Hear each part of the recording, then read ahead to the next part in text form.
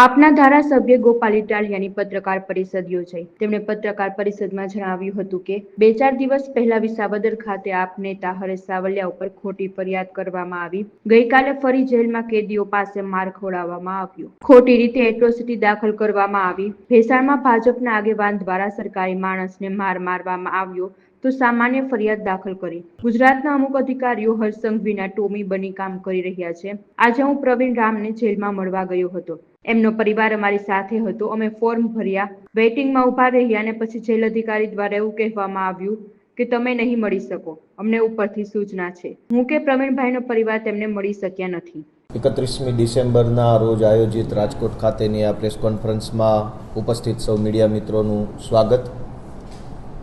છેલ્લા 2-4 દિવસ પહેલાં જૂનાગઢ જિલ્લાના વિસાવદર ખાતે અમારા જૂનાગઢ જિલ્લાના આમ આદમી પાર્ટીના પ્રમુખ હરેશભાઈ સાવલિયા ઉપર બિલકુલ ખોટી રીતે એક આરોપ પોલીસ દ્વારા મૂકવામાં આવ્યો અને ખોટી એફઆઈઆરમાં એમની ધરપકડ કરી કોર્ટમાં રજૂ કરી રિમાન્ડ માગતા કોર્ટે એમને રિમાન્ડ આપવાની ના પાડી દીધી.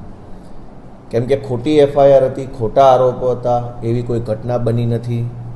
અને એટલા માટે કોર્ટે જ્યારે જોયું અને કોર્ટને એવું લાગ્યું કે આ ઘટનામાં રિમાન્ડ આપવા પાત્ર નથી, તો રિમાન્ડ આપવાની ના પાડ્યા પછી ગઈકાલે રાત્રે ફરીથી હરેશભાઈ સાવલિયાની વિરુદ્ધ જેલમાં એક કાવતરું ષડયંત્ર ઊભું કરી હરેશભાઈને અન્ય કેદીઓ પાસે માર મરાવડાવી અને પછી ઉપરથી એમની જ ઉપર ફરીથી એક ખોટી એટ્રોસિટીની એફઆઈઆર ગઈકાલે દાખલ કરવામાં આવી છે. હરેશભાઈ સાવલિયા અમારા આમ આદમી પાર્ટીના જિલ્લાના પ્રમુખ તરીકે કામ કરી રહ્યા છે અને ખેડૂતો માટે લડાઈ લડી રહ્યા છે. ગુજરાતમાં જે લોકો ખેડૂતો માટે લડાઈ લડે છે એમને ભાજપ દ્વારા જેલમાં મોકલવાનું આખું આયોજન ગોઠવાયું છે. અમારા નેતા રાજુભાઈ કરપડા, પ્રવીણભાઈ રામ, રમેશભાઈ મેર સહિતના અન્ય ખેડૂત આગેવાનો આજની તારીખે પણ રાજકોટની જેલમાં છે. જે લોકો ખરેખર ક્રાઇમ કરે છે, ગુંડાગીર્દી કરે છે, મારામારી કરે છે, અસામાજિક પ્રવૃત્તિ કરે છે, એમના ઉપર એફઆઈઆર નથી થતી. આજે જ ભેસાણની અંદર ભાજપના જિલ્લા પંચાયતના ચાલુ સભ્યએ તાલુકા પંચાયતના સરકારી અધિકારીને માર્યો, ચાંદી મારી નાખવાની ધમકી મારી અને ભ્રષ્ટાચાર કરેલા ખોટા બિલો ઉપર સહી કરવા માટેનું દબાણ ઊભું કર્યું. ભાજપના જિલ્લા પંચાયતના ભેસાણ તાલુકાના સભ્યએ જ્યારે સરકારી માણસને માર્યો તો એની મામૂલી બોલાચાલી હુંસાતુસીની એફઆઈઆર પોલીસે લખી. કેમ કે ભાજપના જિલ્લા પંચાયતના સભ્ય છે. ભાજપનો જિલ્લા પંચાયતનો સભ્ય જો સરકારી માણસને મારે તો પોલીસ એફઆઈઆર નહીં લખે. પણ હરેશભાઈ સાવલિયા વિસાવદર અને ભેસાણ તાલુકાના ખેડૂતો માટે અવાજ ઉઠાવે તો પોલીસે એમના વિરુદ્ધમાં છેડતી, એટ્રોસિટી આવા ગંભીર પ્રકારના આરોપોની એફઆઈઆર લખી અને એમને જેલમાં મોકલ્યા છે. અને જેલની અંદર જઈને પણ એમની ઉપર નવી એફઆઈઆર કરવામાં આવી છે. આ એફઆઈઆરનો ખેલ કરવાની અંદર ગુજરાત પોલીસના કેટલાક અધિકારીઓએ કમરનો પટ્ટો ગળામાં પહેરી અને હર્ષ સંઘવીના ટોમી બની અને દલાલી કરવાનું કામ ચાલુ કર્યું છે. કેટલાક અધિકારી સારા છે, કેટલાક ટોમી બની ગયા છે. આ જે કાંઈ અધિકારીઓ ટોમી બની અને ગુજરાતની અંદર ભાજપની દલાલી કરવાનું કામ કરી રહ્યા છે એમને પણ વિનંતી છે કે રાજનીતિ ક્યારેય એકસરખી રહી નથી. આજે એમનો સમય છે, કાલે આમ આદમી પાર્ટીનો સમય આવશે. આપણે સમયને માન આપી અને સંવિધાનને માન આપી કામ કરવાનું હોય છે. આજે હું અમારા નેતા પ્રવીણભાઈ રામને રાજકોટની જેલ ખાતે મળવા ગયો હતો.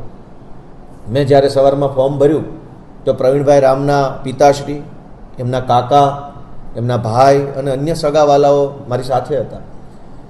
કુટુંબ પરિવારના સગાઓ વત્તા એમના મિત્ર તરીકે હું આવી રીતે અમે ફોર્મ ભર્યું. એ ફોર્મ લઈ લેવામાં આવ્યું, સ્વીકારવામાં આવ્યું, અમને વેઇટિંગમાં બેસાડવામાં આવ્યા. જ્યારે વારો આવવાનું નક્કી થયું કે હવે મળવાનો વારો છે ત્યારે અધિકારીઓ આવીને મને એમ કીધું કે તમે પ્રવીણ રામને મળી શકશો નહીં, તમને મળવા નહીં દઈએ અમે. મેં પૂછ્યું કે શું નિયમ છે, શું કાયદો છે, કંઈ લખ્યું હોય તો મને તમે કહો. તો એમણે કીધું કે અમને ઉપરથી ના પાડી છે, કોઈ કાયદો નથી, બસ ઉપરથી ના પાડી છે તો અમે તમને નહીં મળવા દઈએ.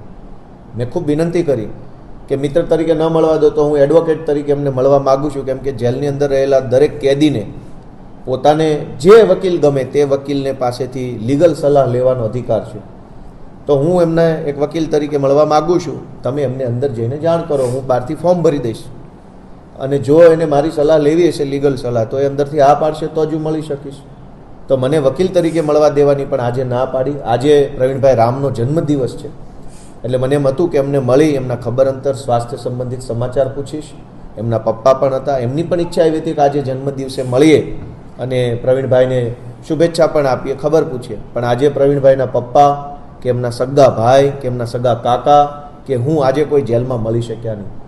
ચારો તરફ અત્યારે ગુંડાગીર્દીનો માહોલ બીજેપીએ બનાવ્યો છે કે જ્યાં જુઓ ત્યાં આમ આદમી પાર્ટીના નેતાઓ ઉપર હુમલો કરવો, એમના જ ઉપર જૂઠી એફઆઈઆર કરવી અને કારણ વગરની હેરાનગતિ ઊભી થાય એવું કામ ચાલુ કર્યું છે.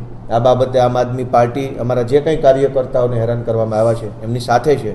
પરંતુ ગુજરાતભરની જનતાને મારો એક સંદેશ છે કે આ જે રીતે ખેડૂતોની લડાઈ લડનારા વ્યક્તિઓને ટાર્ગેટ કરવામાં આવે છે એ લડાઈ લડતા હીરો માટે થઈ અને આવનારી તાલુકા જિલ્લા પંચાયતની ચૂંટણીમાં લોકો મતદાન જંગી સંખ્યામાં કરી ખૂબ બહુમતી સાથે આમ આદમી પાર્ટીને આશીર્વાદ આપી, સપોર્ટ આપી અને આ સરકારમાં બેસી ગુંડાગર્દી કરતા લોકોને સબક શીખવાડે એવી મારી સૌને વિનંતી છે.